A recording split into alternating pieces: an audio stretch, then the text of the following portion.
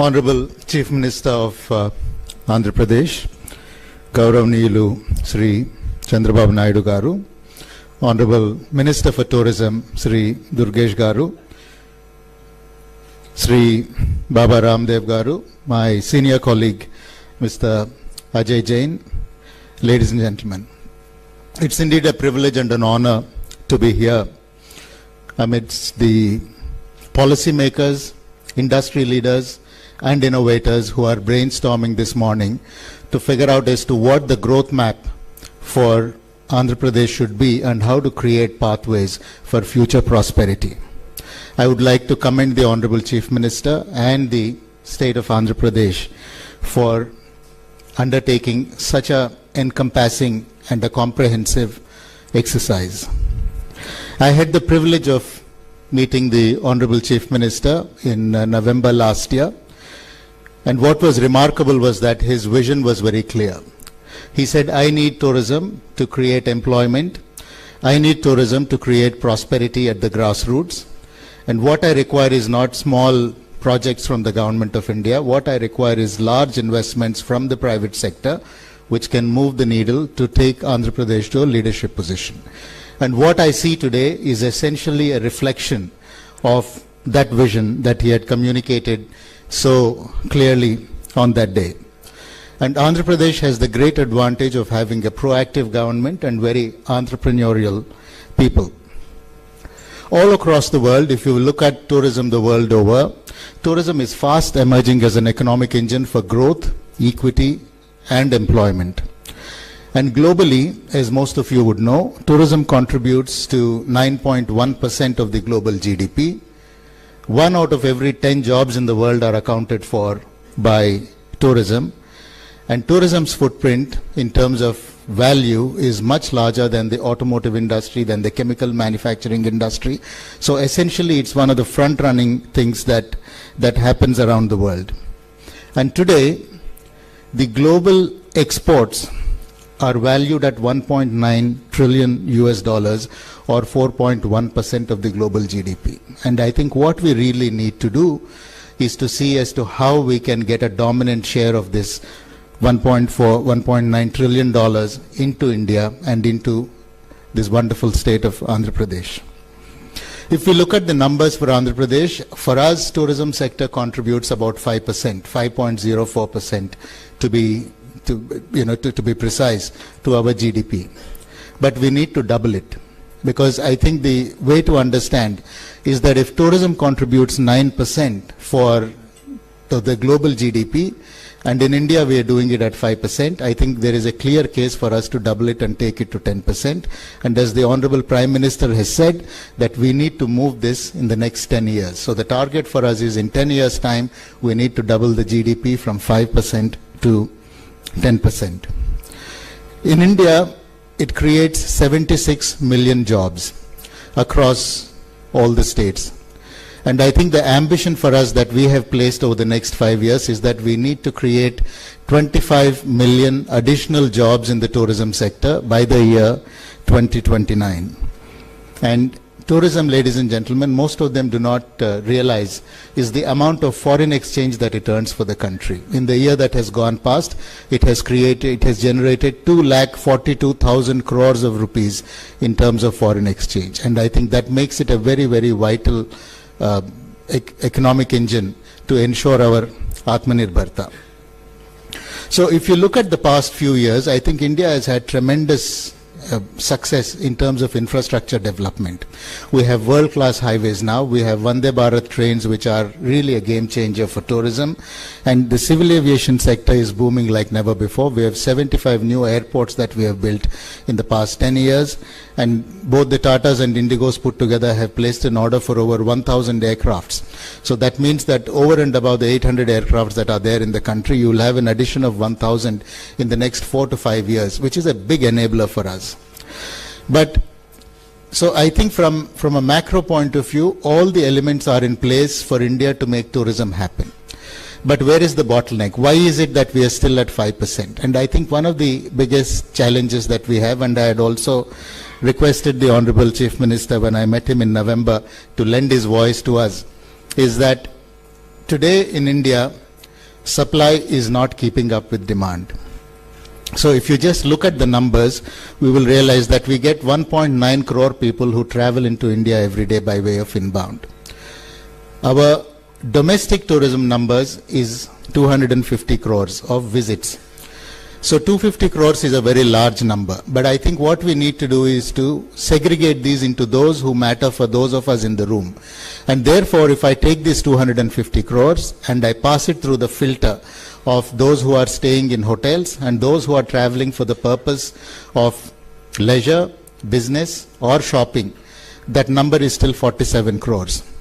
So a lot of people think that against a number of 250 crores, 47 crores who matter are essentially only a conversion of 20%. But what they fail to realize is that there are 47 crores is higher than the population of over 150 countries.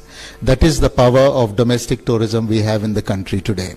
We have 47 crore visits that are happening, people who are staying in hotels and people who are traveling for leisure, business and for shopping. So I think we need to understand this dynamic. So over the past 10 years, India has been the fastest growing large economy in the world, which has placed enormous amounts of money into the pockets of our people. Their aspirations are high and people are traveling like never before. So if you look at our outbound, which is Indians traveling abroad, that stands at 2.7 crore, and that number is jumping rapidly. So unless we are able to create compelling experiences for Indians to stay back in India and do their holidays in India, we risk losing a lot of money going abroad. And we must always realize that every dollar saved is a dollar earned. And therefore, I think from a tourism perspective, in the next 5 to 10 years, if we do not get this piece right, we risk missing the bus on tourism. Now let's look at the supply and demand side that I had stated. Today in India we have 1.8 lakh branded hotel rooms and we have 15 lakh unbranded hotel rooms. And now if I map this to the demand that there is in India on the basis of numbers of those who are coming into the country, who are traveling even at 47 crores, the capacity by 2029 should be triple. That is 3 times the capacity that is there today is what we should have for 2029. And which is why I think it's very important for us to enable the supply, to make the right conditions for entrepreneurs to come and invest. And the magnitude of investment that we would require in this country is 10 lakh crores. And I think that is the size of the opportunity. And those of you who are investors should actually look at this. Because typically when you go anywhere to make an investment, you're trying to assess if there is demand. India is one of those special cases where the demand already exists, but the supply is lagging. And I think there are 2 reasons why supply is lagging. The first is I think we need to rework the capital structure. Because today, debt for hotels is classified as real estate, which means the repayment period for me is 8 years. And what that makes is that whatever you do in the hotel business, you will not be able to repay your debt if you have leveraged it at 50 or 60% within 8 years. The second is, so what we have done is in the current budget, which Mr. Ajay Jain had referred to, is we have said there will be 50 destinations which will be selected in India, which will be positioned for development, and all of these destinations will automatically qualify for infrastructure status.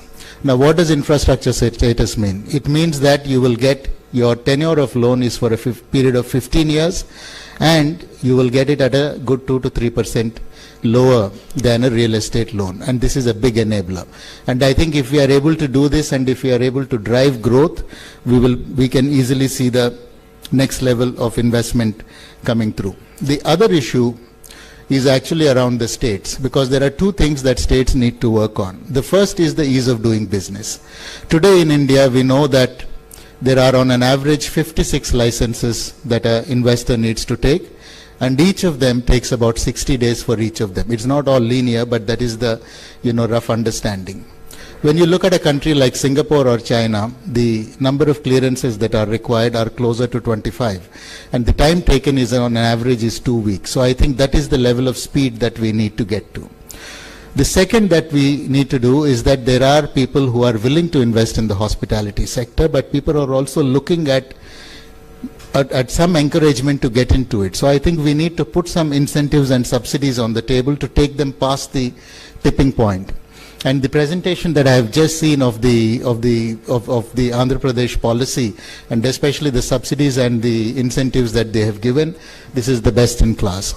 I have not seen a policy that is more forward-looking, that is more aggressive, and that is more business-minded. And I think the credit for that should entirely go to our Honorable Chief Minister, who has put that together. Now, Andhra Pradesh has tremendous potential, and I think that is like saying that the sun rises in the east. But what is also true is that it is also hugely under-leveraged. Our colleague here just spoke about Tirupati, and if you just look at Tirupati and the number of people that it attracts, what is the minimum number of rooms that a destination, that a gateway city like Tirupati should have if it were anywhere else in the world? It would be not less than 10,000 classified rooms. And the fact today is that it's closer to, from what I understand, it's between 1,000 and 1,200 rooms. And that is all categories put together. Now, clearly we are missing something there. People are driven to go to Tirupati because of the affinity to God. When they go there, are we able to create circuits? Are we able to create attractions and entertainment options for them to stay back for 3 to 4 days and enjoy the holiday? When I take my family and go to a place, I don't want to go do darshan and go back in the evening. I want to spend 3 or 4 days. That's what the market wants. I think the idea is for us to really, sort of leverage that and see as to how we can kickstart growth. Amongst all the things, destinations in the country, to my mind, I think Tirupati is the lowest hanging fruit because it gets a lot of people and it gets a lot of high spending people there. Andhra also has several other opportunities. Tirupati is one of them, but it's also got many other pilgrimage centers. Andhra is home to some of the most revered Buddhist sites in the country. And I think that is something that we need to leverage. We also have an opportunity in Andhra Pradesh for nature and high-value ecotourism. And I recall that the Honorable Chief Minister, when we met him in November, he had specifically made a mention of Papikondalu. Sir, in May, I was in Spain for the UN tourism meeting, where I had met the UAE's Minister for the Economy. And one of the ideas that he had bounced was that the Arabs are getting increasingly diffident about traveling to the West. So he had actually suggested whether India can put together some land for them so that the UAE developers can come and develop a tourism township in India. And he thinks ideally it should be about 3,000 feet of altitude. I think Andhra has probably a good potential to look at Araku or possibly for Papikondalu to position there. And possibly it's probably a good idea for Mr. Ajay Jain to take a good hard look at it and also to pitch it for them, because if we are able to develop a tourism township from scratch with FDI, I think it'll probably place us many years ahead of where we want to be on the trajectory. Konasima is another, I think, is the crown jewel of Andhra Pradesh. It reflects more or less Kerala's landscape, and I think it's hugely under-leveraged, and it gives us tremendous opportunity to develop rural tourism, and it also gives us an opportunity to build community-led tourism in Konasima areas. And of course, needless to say, Andhra is home to over 1,000 kilometers of coastline. We have several ports, which means that there are opportunities for beach tourism, for cruises, for developing a marina. And I think Cordelia coming to Andhra is wonderful, because most of the cruise ships look at the western coast, because that's how the global flow is. But I think for domestic cruises today the opportunity is right. Indians want to cruise, and I think that's a great initiative that we need to do. So I think for those of us standing in the room today, the fact that Andhra Pradesh will grow is a given. I think if we meet again in about 5 years' time, we are going to be in a very different place than where we are now. I think the challenge for us is how do we make this growth happen within a framework of sustainability, within a framework of responsibility, and within a framework that emphasizes equity. And I'm especially happy to note when during the presentation that they are looking at job creation and looking at interviewing communities within the ecosystem. In March earlier this year, when I was in the US, the CEO of Warburg Pincus had sought a meeting with me to understand the investment opportunity in India for the tourism sector. So I told him that India is at the beginning of a long-term growth cycle for tourism, and one should be very aggressive in moving into the investing in the tourism sector.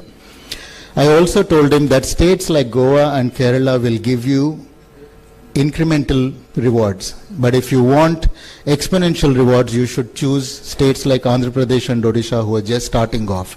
As most of us know, those of us who invest in the equity market, the right time to invest is when a stock is breaking out. When it has realized its full value, there is very little upside to be gained from there. I think Andhra is at that takeoff stage. If I had money in my pocket, I would probably invest it firmly in Andhra Pradesh and in the tourism sector. So I think to all of those who have come to sign MOUs in the room, this is one of the best decisions that you have taken.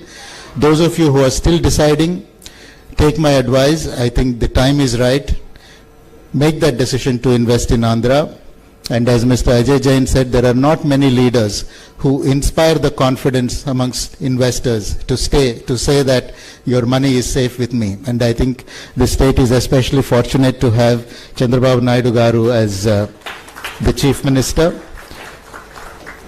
So I think if there is if you're thinking about it, this is the right time to go, and there is no better time.